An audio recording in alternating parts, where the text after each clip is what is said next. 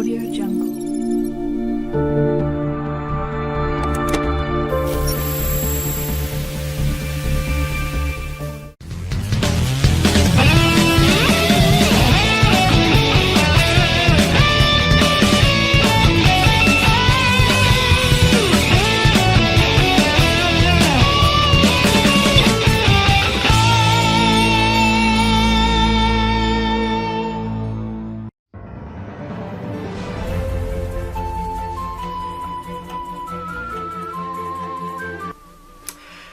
Welcome, ladies and gents, I'm the Sibling Gamer, and you guys remember when I talked about Yooka-Laylee, the revival to Banjo-Kazooie?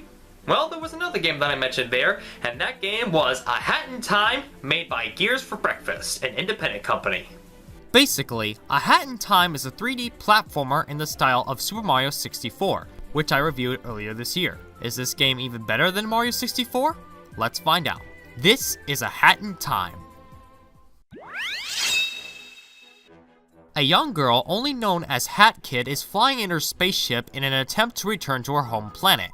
As she's passing by what looks like Earth, a member of Mafia Town comes to collect the toll for passing by Mafia Town, which results in the fuel for Hat Kid's ship, timepieces, all fly out of the ship and onto Earth. It's up to Hat Kid to travel the world and find all the timepieces while meeting plenty of goofball characters, like Mustache Girl, DJ Grooves, the Conductor, and Snatcher the Ghost. Right off the bat, this game's graphics are fantastic. There's so much color in every world, whether it be light or dark colors. The character models look great, though at times they can look clay-like in certain lighting, but they still look really good. The music was composed by Grant Kirkhope, the composer of Banjo-Kazooie and Yooka-Laylee, and honestly, if I hadn't known about it beforehand, I totally wouldn't have realized it. This soundtrack, not only is it good, but it's also a unique soundtrack of Kirkhope, which is unlike anything I've ever heard from him. Lastly, the voice acting, albeit cheesy and over the top, is pretty comedic and each voice fits their character well. Ain't that right, JonTron? We're only insured for bird staff. Letting you in would be a liability. Don't even think about sneaking inside. A Hat in Time is a 3D platforming collectathon. Well, to be honest, it's more platformer than collectathon. Let me explain. The main item you'll want to get in this game are the timepieces, which are the fuel to your ship. These can be found by completing missions, which can vary depending on the world.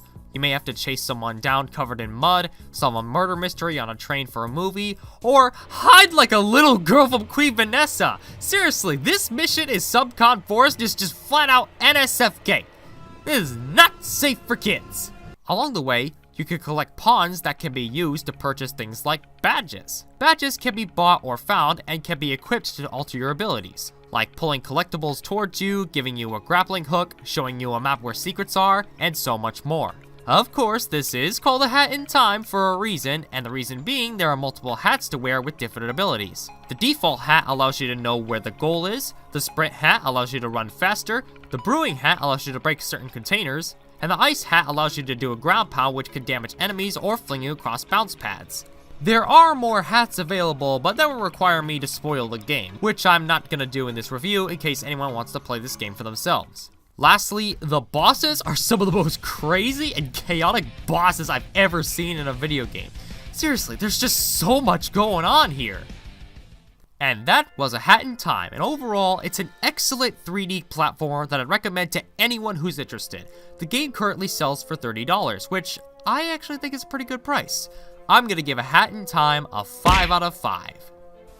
Until then, I'm the Super Gamer, and I'll see you all next time. Bye-bye!